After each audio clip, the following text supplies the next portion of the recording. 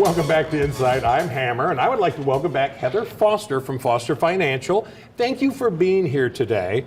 And we're going to go back to the beginning and talk about general financial planning for our future, right? Yeah. Yes. So it sounds simple to say, do you have a financial plan? But right now, in the arena that we're in, with the market that's been declining, the words recession are looming, let's just face it.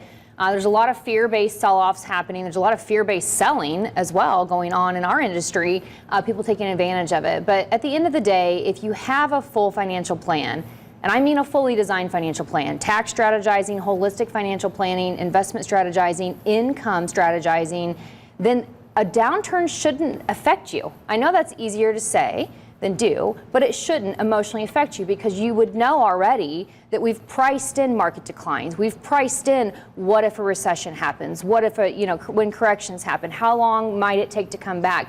If you've made a plan that has taken that into consideration, you're just kind of riding this wave. I mean, it's a wave, no doubt, and you may get a little seasick during this time, but you would know you're okay. So if you don't know that you're okay and you feel that fear, you're having a little trouble worrying about the market, seeing your accounts go down, and you're tempted whatsoever to make changes, you need to work with a professional. Don't make those changes on your own. It's not like it was for grandma and grandpa, or even your mom and dad.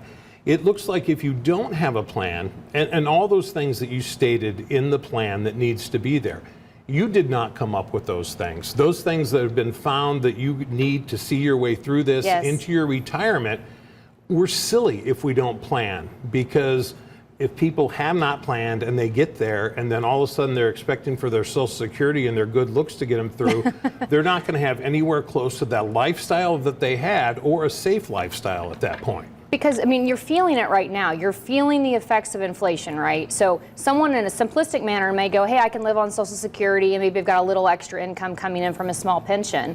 But what about inflation? You know, as far as most pensions, except for government ones, don't have inflation built in. It's a level payment for the rest of your life.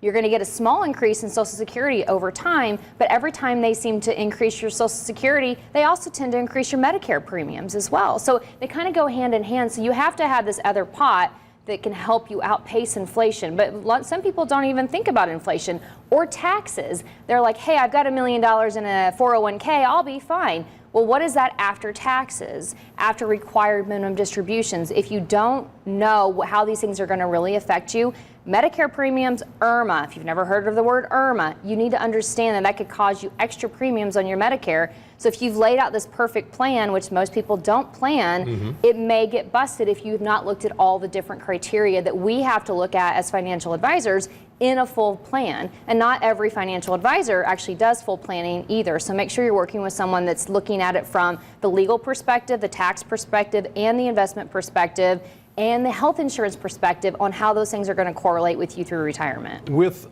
pensions, because we mentioned that, and that's something that we have. Yep. My wife has a pension. How many companies are offering pensions? Are these things that are going away? They've been going away for quite a long time. Most companies have shifted from pensions to 401ks, but if you're lucky enough to have a pension, it can be a lifesaver for someone in their retirement years because it's a consistent income that they're going to get the rest of their life. Now, do they try to buy you out of your pension? Sometimes. Is that something that they do? Sometimes. Most companies nowadays, they've went to lump sum offerings. So if you get a lump sum offering, that also takes a second opinion. Don't just take the pension, don't just take the lump sum. You need to put facts and numbers behind everything.